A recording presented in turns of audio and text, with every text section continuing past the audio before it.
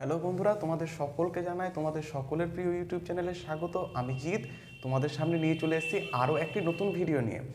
দেখো, সরকারি চাকরি আমাদেরকে কিন্তু পেতেই হবে, সেই আশা নিয়ে কিন্তু আমরা এগিয়ে চলেছি। দেখো, সেই আশাটা যে বিফলে চলে যাবে এরকম বললে তো হয় না।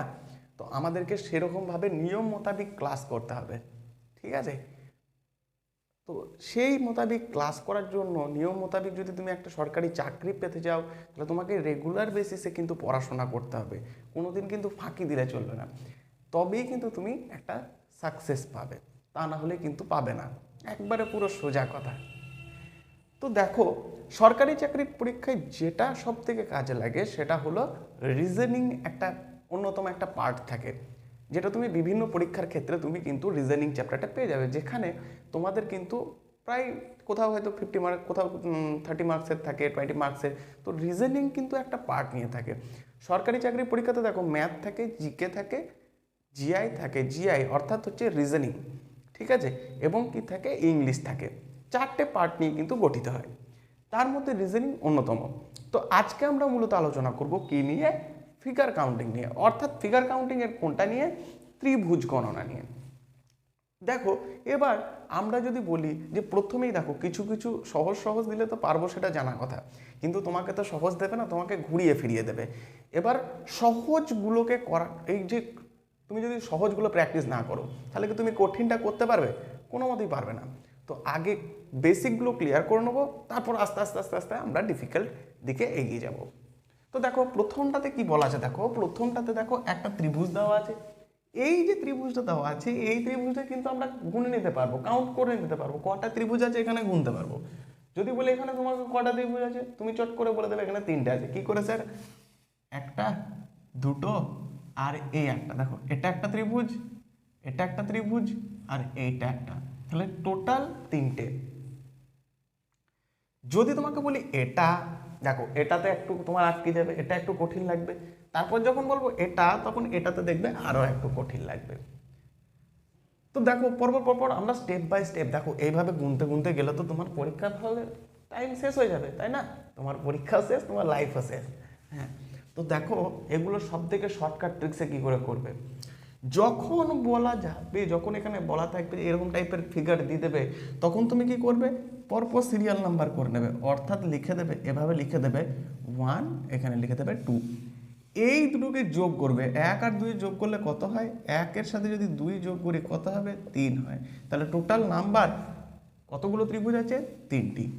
যদি তোমাকে বলি এটাতে কটা ত্রিভুজ আছে, তুমি তখন কি করবে? সিরিয়াল নাম্বার করবে 1, 2, 3, 4। এগুলোকে সব একে অপরের সাথে যোগ করে দেবে, 1 + 2 + 3 + 4। যখন আমি এগুলোকে যোগ করে দেবো, তখন সবগুলোর যোগফল কত হবে? দেখো, 4 আর 3 কত? 7, 7 আর 2 কত? 9, 9 আর 1 10। তাহলে টোটাল কটা এখানে আছে? এখানে আছে টোটাল 10টা। যদি বলি এখানে কতগুলো ত্রিভুজ আছে, তখন কি করে কাউন্ট করবে? সেম আমরা একই উপায়ে করব। দেখো, 1, 2, 3, 4, এগুলোকে যোগ করে দেবে। 4 আর 3 কত? 7, 7 আর 2 কত হয়? 7 আর 2 হয় 9, আর 1 কত? 10। তাহলে আমি এখানে লিখে দিলাম 10। এবার দেখো, এখানে কিছু ত্রিভুজ এক্সট্রা আছে। কোনটা? এ দেখো, এখানে একটা, তাই তো, এখানে একটা, আর এই দেখো এখানেও আছে, এখানেও কিন্তু আছে। এখানে কটা আছে? এখানে কিন্তু আমি আবার এইভাবে কাউন্ট করব, 1, 2। কেননা এটাও তো এইটার মতনই, এই ওপরে যে পার্টটা আছে সেটাও কিন্তু আমার এইরকম টাইপেরই। তাহলে আমার গুনতে গেলে কি করে গুনবো? 1, 2 করব, কত হবে? 3 হবে। তাহলে এখানে কত? 10 ছিল, 10-এর সাথে 3 10-এর সাথে এই দেখো এই এক পড়া আছে, তাহলে +1 প্লাস কত? এই 3 বেরোলো, তাহলে 3 সমান কতগুলো হলো? 14টা। দেখো কত সহজে আমরা একের পর এক করে যাচ্ছি, স্টেপ বাই স্টেপ করবে। দেখো, হুট করে যদি এক জায়গা থেকে মানে স্টেপ ফলো না করে অন্য জায়গায় চলে যাও না, পড়ে যাবে। পরপর পরপর স্টেপ বাই স্টেপ করবে। দেখবে যখন এগুলো রেগুলার বেসিসে প্র্যাকটিস করবে, তখন তোমাদের এগুলো এখানে আর এগুলো যোগ করার সময় এগুলো লিখতেও হবে না, পরপর এগুলো মুখোমুখি তো করে নেবে, তখন কি তোমাকে নাম্বারিং করে লিখতে হবে? না, লিখতে হবে না, মুখোমুখি যোগ করে নেবে, হয়ে যাবে। এরপরে দেখো তোমাদেরকে দেওয়া আছে এইরকম টাইপটা। এই টাইপটা থাকলে তোমরা কি করবে, যখন দেখবে এরকম টাইপ আছে, এরকম টাইপের ক্ষেত্রে কি করবে, এখানে লিখে দেবে 1, এটা তোমরা লিখে রাখো টাইপ 1 বলে, টাইপ 1, এটা টাইপ 2। টাইপ 2তে কি আছে দেখো, এগুলো লিখে নেবে, নাম্বারিং করে নেবে 1 2 3 4। যখন এখানে নাম্বারিং করব, করার পরে লাস্ট যেখানে এসে থেমে যাব, এখানে কততে থেমেছি আমি? 4-এ থেমে গেছি।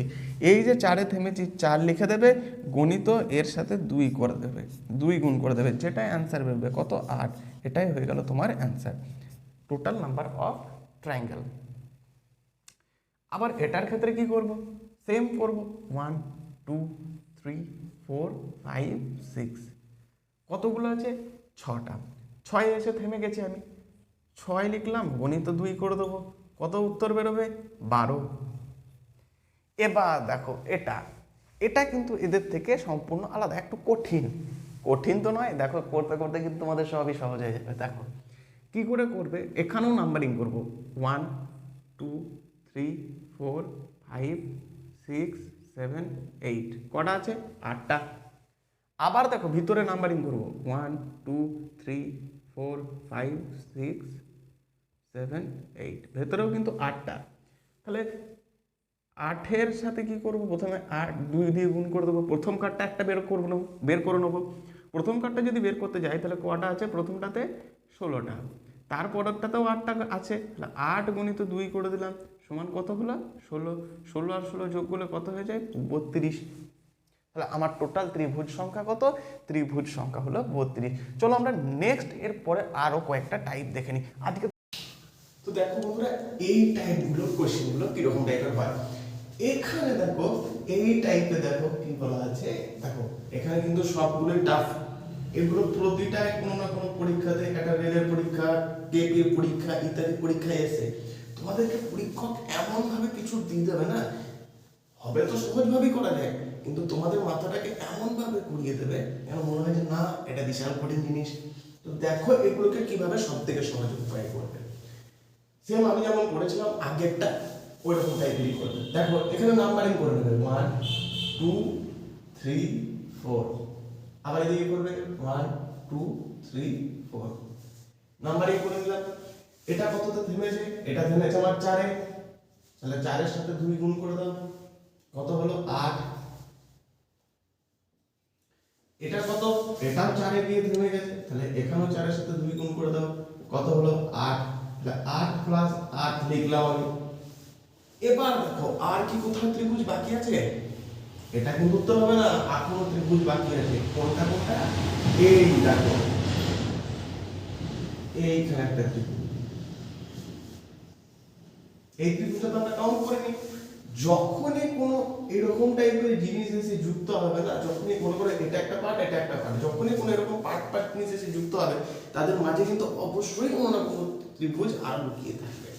তো দেখো এখানে একটা হলো, আবার এইদিকে দেখো ভালো করে লক্ষ্য করবে, এইদিকে দেখো এর অপোজিটেও দেখো আর একটা আছে, এটা একটা। তাহলে এখনো কটা ত্রিভুজ? দুটো। তাহলে তোমার কত হলো টোটাল? 8 আর 8 16 আর 2 18টা। তাহলে এখানে টোটাল ত্রিভুজ কতগুলি আছে? 18টি। এরপর দেখো এই টাইপটা, দেখো এই টাইপটা কি আছে, যখন এতক্ষণ ধরে বললাম না চতুর্ভুজের ভিতরে বা বর্গক্ষেত্রের ভিতরে কিভাবে ত্রিভুজ থাকলে করতে হয়, আর একটা ত্রিভুজ দিয়ে শিখিয়েছিলাম, তো দুটোর কম্বিনেশন দেখো একটা দিয়ে দিয়েছে। এবার এইটার ক্ষেত্রে কি করবে, দেখো এইটার ক্ষেত্রে কাউন্ট করে নেবে সেম,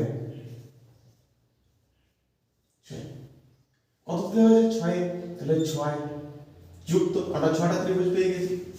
উপর দিকে দেখো এই ত্রিভুজটা আগে আমরা একবার করেছিলাম ওই টাইপটার মতনই। তাহলে এখানে কটা ত্রিভুজ আছে? 1 2, আর একটা বড় ত্রিভুজ, তাহলে টোটাল কটা হলো? 3টে, তাই না? এরকম থাকলে আমার কটা ত্রিভুজ আছে? 3টে। এবার দেখো এখানে কি কোনো ত্রিভুজ যুক্ত হয়ে আছে? হ্যাঁ, এগুলোকেও কোনো না কোনো একটা ত্রিভুজ অ্যাড করেছে। কোনটা?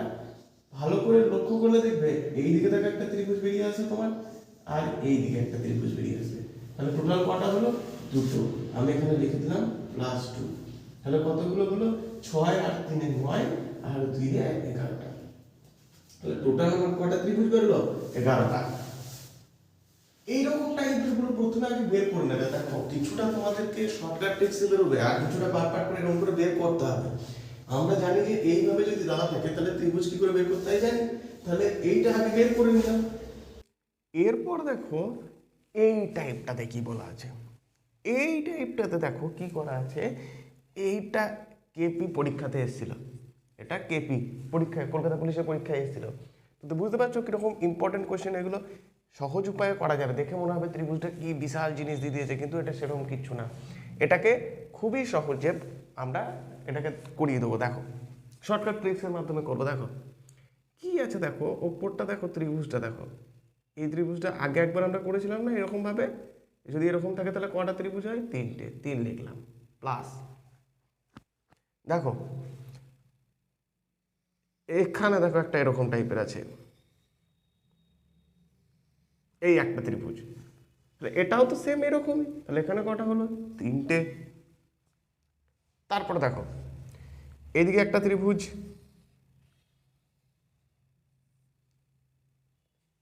+1 লিখলাম। আবার এইদিকে একটা আছে,